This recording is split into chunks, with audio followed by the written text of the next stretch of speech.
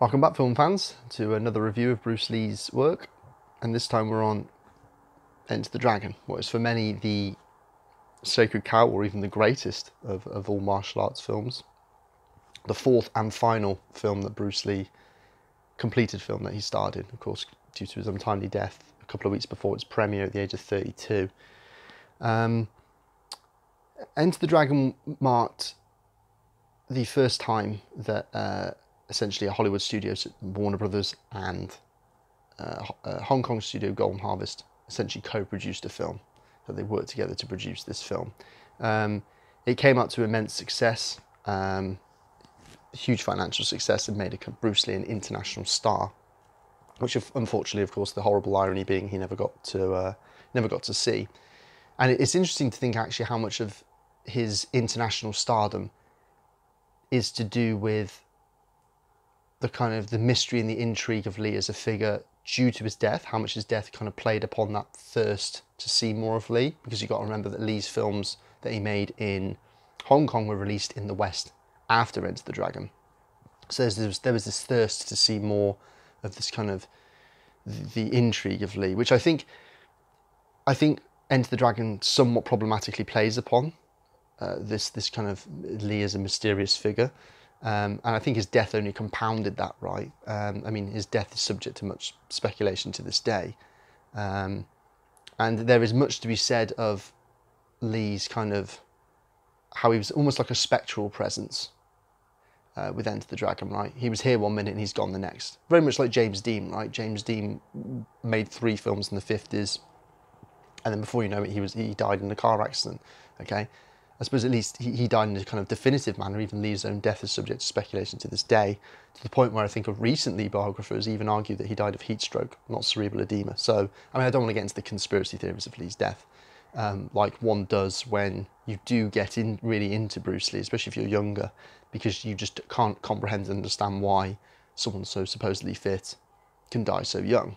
And as you get older, you realise how young 32 really is. I mean, it is still shocking to this day. So, but it is interesting to see how much of Bruce Lee's stardom is built around the wake of his absence and disappearance. So, like I say, Lee is almost a spectral figure, a ghostly figure, in that sense. But so, Enter the Dragon,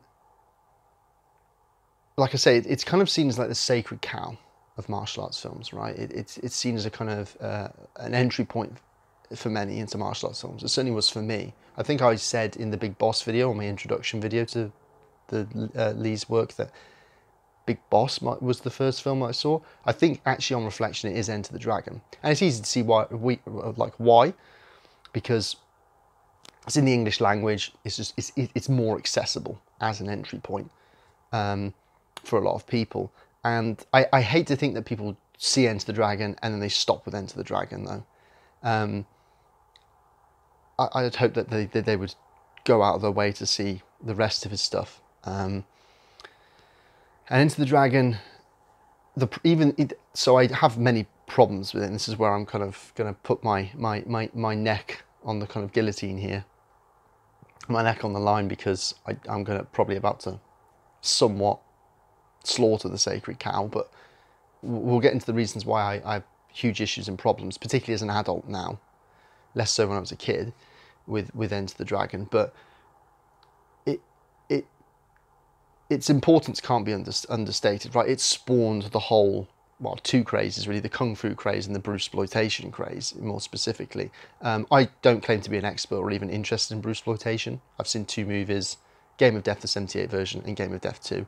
I don't wish to see any more, because their very existence, their reason for existence, is built upon the cynical exploitation of Bruce Lee's death, the image, the star image of Lee. So they're not going to have Bruce Lee in it, because obviously he's gone, and their very reason for being is so morally dubious, I don't care to watch them. And in terms of Kung Fu movies, we've got a kind of problematic notion here, the fact that they're labelled as Kung Fu movies, when I think that undoes a lot of the, shall we say, work that Bruce Lee put into What was for him, he wanted to de-essentialize martial arts.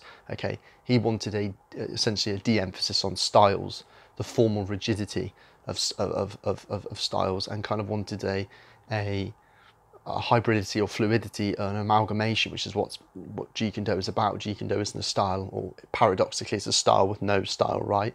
Kind of similar to the kind of the art of fighting without fighting, that line that he says in Into the Dragons, that kind of paradox of it's everything and it's nothing all at once. So I think the kung fu craze is already a kind of symptomatic of the cultural mistranslation and misappropriation of Lee's work and what he was trying to do, which, like I say, I think stems a lot from Enter the Dragon, because for all of Enter the Dragon's importance, I think there's a lot of issues, and a lot of these issues stem from the fact that I think it's compromised. It's a picture built on compromise.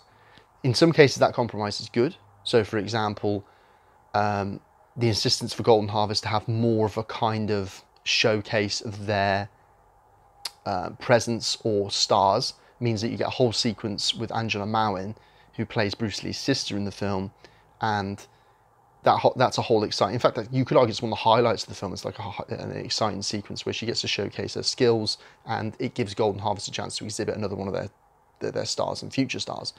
But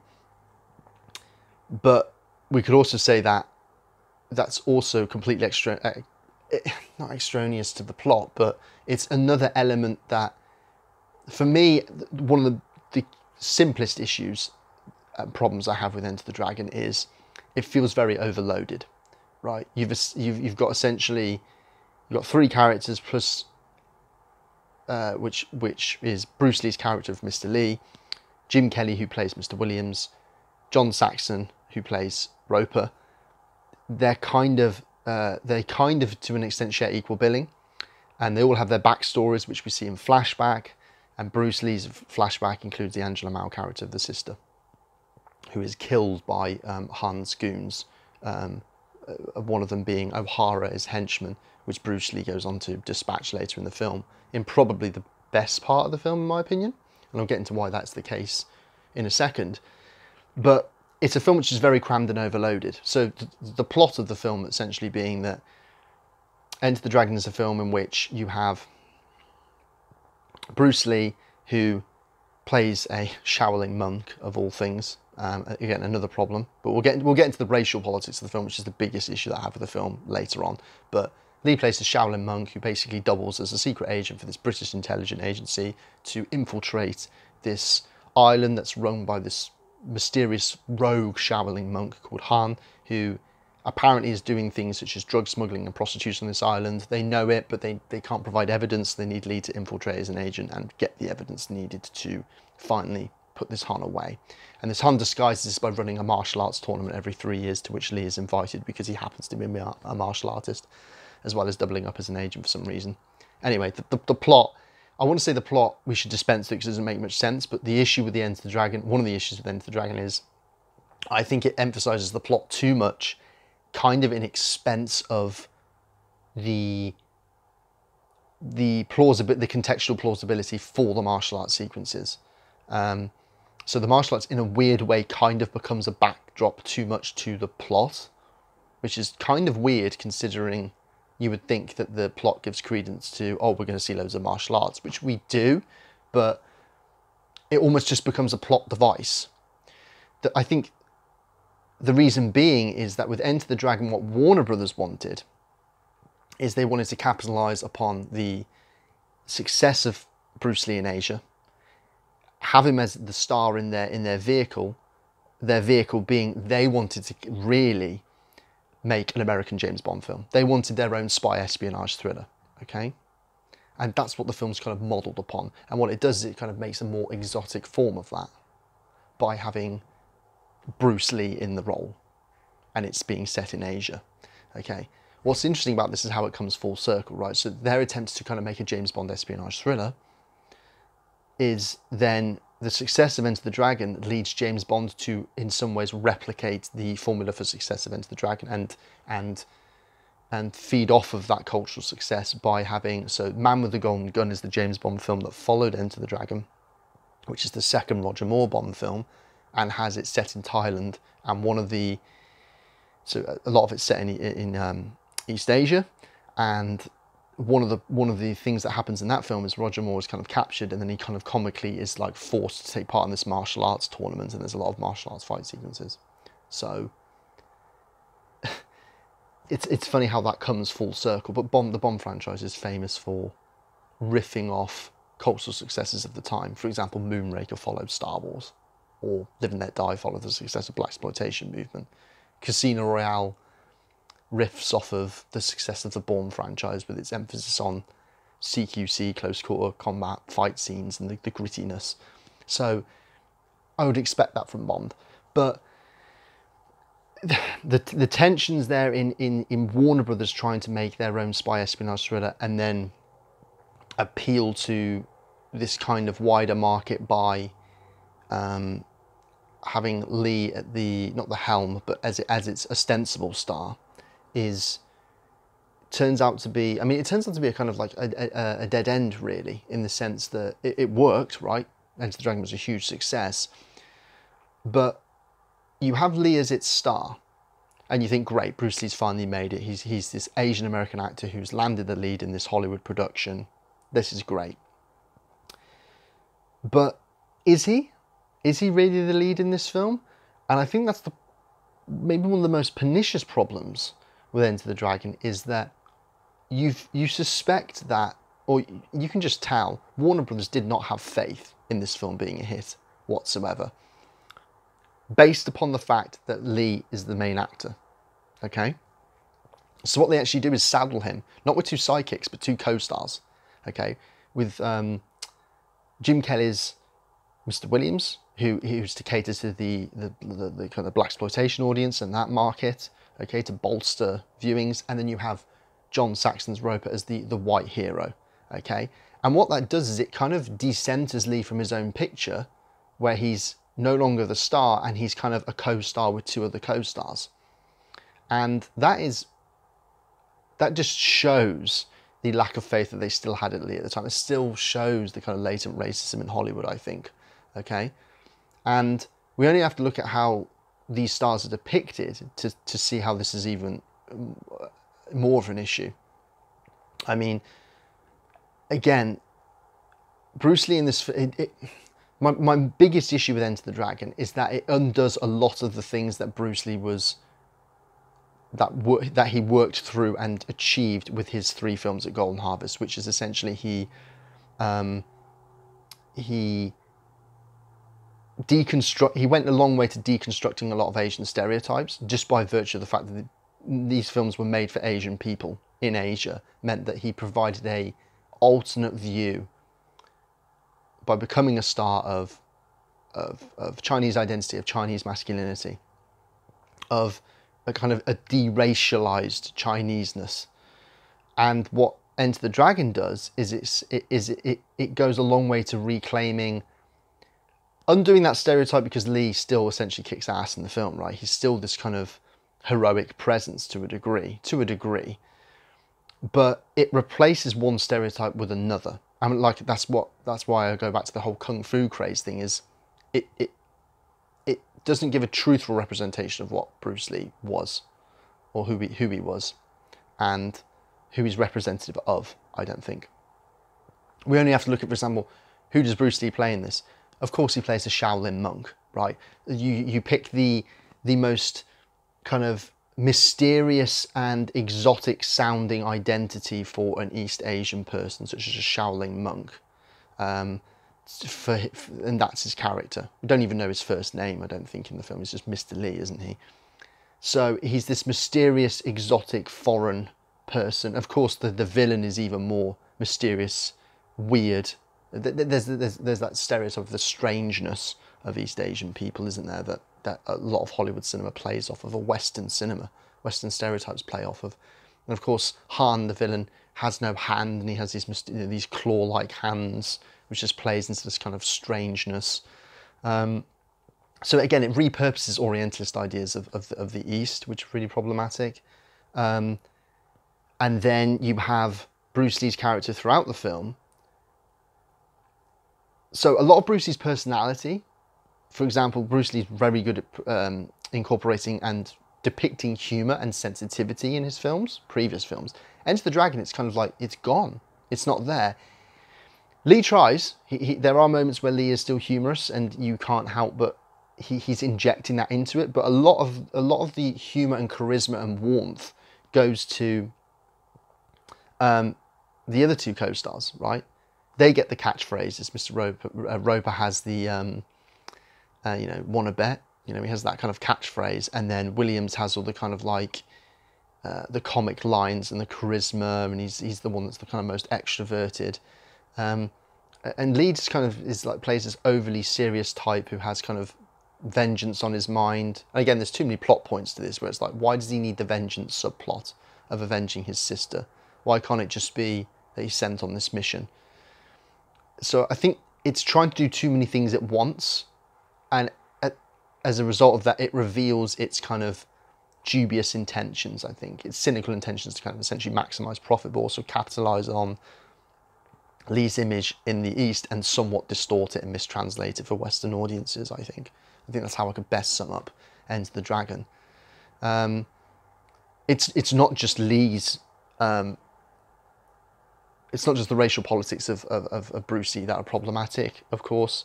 Although I do find it interesting that if you actually just look at the plot carefully, what happens towards the end? Bruce Lee gets captured, right, by Han when he's in the underground lair after fighting off the heaps of his guards.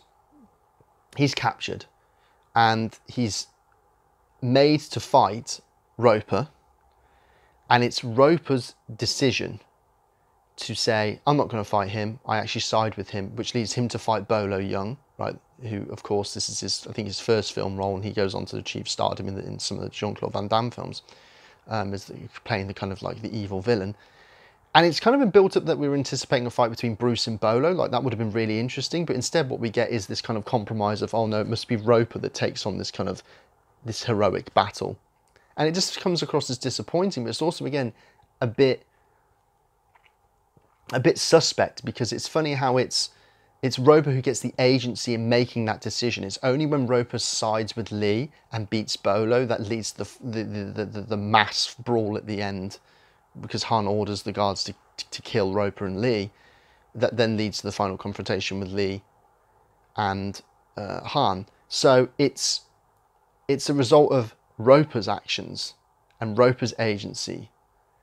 It's almost as if he's the real hero of the picture. Of course, you could argue even the real hero of the picture is the British intelligence agency, who in the final shots come late to the party, of course, but they come in their helicopters as a kind of reminder that all colonial order is restored. You've got to remember that Hong Kong at the time, still a kind of a colonial colony of the British, and remains so, I think, until 97 when they handed it back over to China. So there's a lot of, and if you're not convinced by what I'm saying, let's look at, for example, the treatment of the three of them, Roper, Williams and Lee, so they're staying at Han's palace. The first night, the lead hostess brings a group of women in, a line of, I think, mostly Asian women, and Lee, not at all interested, okay? He just wants to, he uses that as to gain contact with he has a contact on the island, right? Mei Ling. So he uses that as a chance to gain contact with her. But he's completely kind of desexualized Lee. There's no chance of him actually having a kind of sexual liaison with this woman. The film's not at all interested in depicting that whatsoever.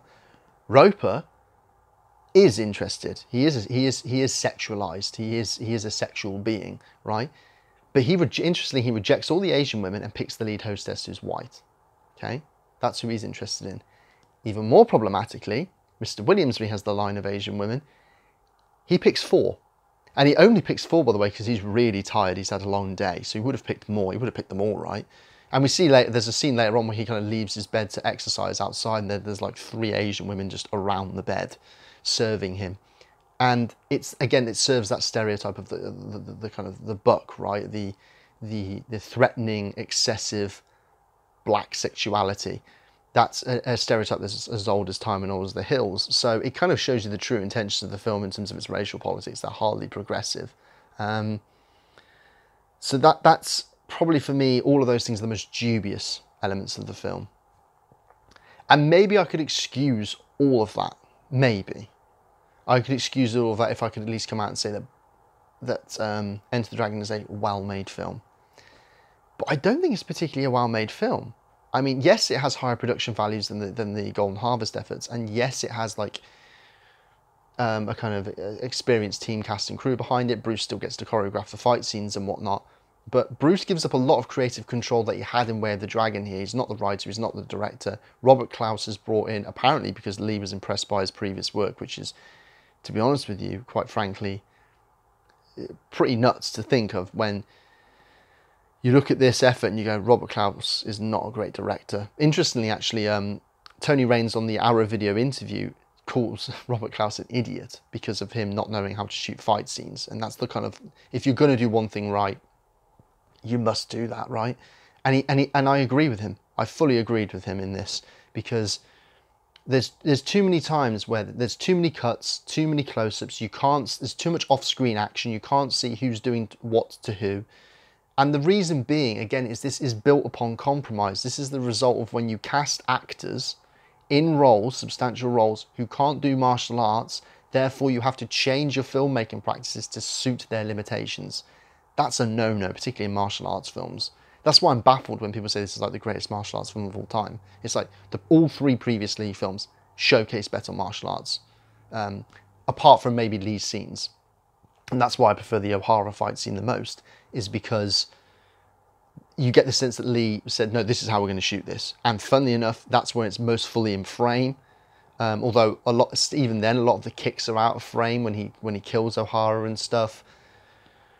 So you get a lot of omission of the action here, which is really quite strange and frustrating when you juxtapose it and compare it to Lee's other efforts, where he would shoot entire bodies in frame so you can see the full body in action, you can see what was going on. For example, Shere Khan, who plays Han, is fine playing him, but the villain, but clearly when he does the fight scenes and you see close-ups of him, the actor having to do the fights, it's laughably bad. And they so often have to rely on a stunt double to do the fight scenes, and he's like the main villain, and they have this elongated fight scene at the end. To me, it's just it's really bad. It's bad casting, directing, production, and the fight scenes, like I say, in general, are poorly directed. They really are. And I mean, look how much Robert Klaus messed up Game of Death as well. That says a lot. The 78 version of Game of Death is a mess. So they didn't. I wouldn't say they didn't learn, but obviously Enter the Dragon was a huge success. It is a cultural landmark. It's a very important film. But I'm always slightly frustrated when I see this being representative of Lee's work. Okay, you look in like many film guides and stuff, like 1,000 More Movies to See Before You Die. Enter the Dragon is one of those 1,000 more movies. Lee's not mentioned anywhere else. And I just think that's wrong. I think it's misrepresentative, to be completely honest. So those are really kind of my main issues with the film. You can kind of tell the intentions of the film when if you look at the scenes that were restored in the director's cut, were the scenes where Lee is most avowedly expressing the philosophy behind the martial arts in the film. Yeah? So the goal of technique is to have no technique. There is no subject. I does not exist, to remove ego from fighting. All these things that he discusses in that scene with the lead Shaolin monk walking through the forest, that was omitted. But that serves a crucial narrative point, because that's key to how he defeats Han in the Hall of Mirrors scene, because it refers back to what the monk says about the enemy hides, enemy uses images behind which he hides his true motives. His true motives hide behind. So break the image, you'll break the enemy, right? Which is why he breaks the mirrors in the Hall of Mirrors scene at the end. That only really makes sense if those scenes are restored. Well, it's funny how they were the first casualties in the theatrical cut to go, right? So that tells you the true kind of what the filmmakers were intending. They sacrificed the stuff that I think Lee would have thought was most important, and I'm sure he would have fought for those scenes to remain. What were most important, they were removed to essentially increase the pace and the flow of the picture, because people wanted to get to the bit where, you know, espionage thriller, infiltrating the island, martial arts scenes. So I think Enter the Dragon is at the very best a mixed bag, and I know that's going to be a controversial opinion, but I think I've put forward my views as to why I think it is. I think in terms of its politics, its production values, its intentions, its appeal to try and do so many things at once means that it's kind of like a jack of all trades, master of none, right? And so I look at it now kind of, unfortunately, as a somewhat of a wasted opportunity, even though I'm still thankful that Lee finally got that chance to showcase his skills in a Hollywood production, because like I say, it does still function crucially as an entry point. And I'm still kind of proud, if I watch this with someone and they've never seen a Bruce Lee film, is the film to show first, because it's the film to ease someone into Bruce Lee and the kind of the style of, or the genre of a martial arts film, say, but then to branch out and look at his other works, which I think is they're far more interesting, accomplished and important.